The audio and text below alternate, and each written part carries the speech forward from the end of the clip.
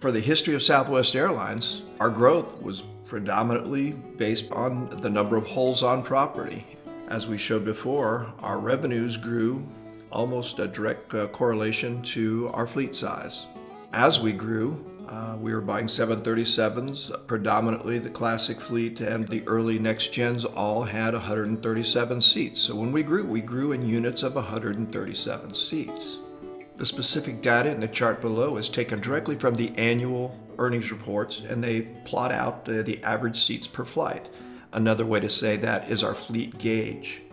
And as you can see, it stays, for the history of Southwest Airlines, stayed right there just below 137 seats. And the reason it's just a little less than 137 is we were also carrying around 500s, which only had 122 seats, which brought the average just down a little bit.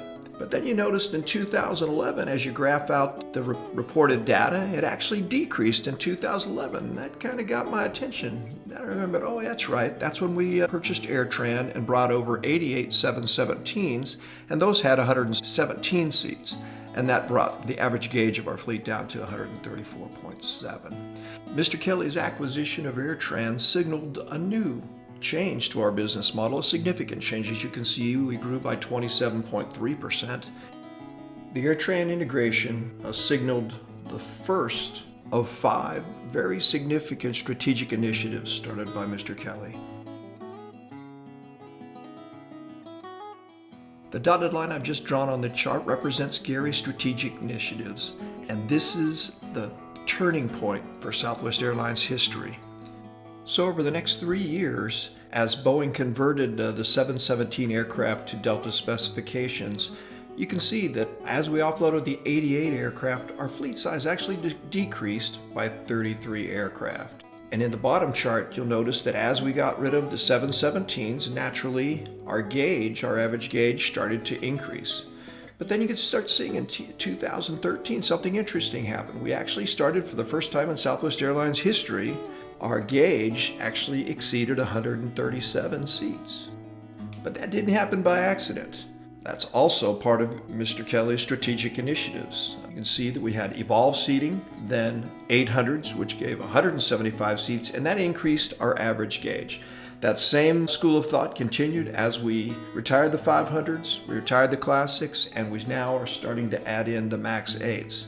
That's the second step in Mr. Kelly's strategic initiatives, fleet modernization. Fleet modernization is a key component to record revenue growth. So looking back up at the top charts, starting from Gary's strategic initiatives, that dotted line in 2011, for the following 6 years, our fleet size only grew by 1.1%.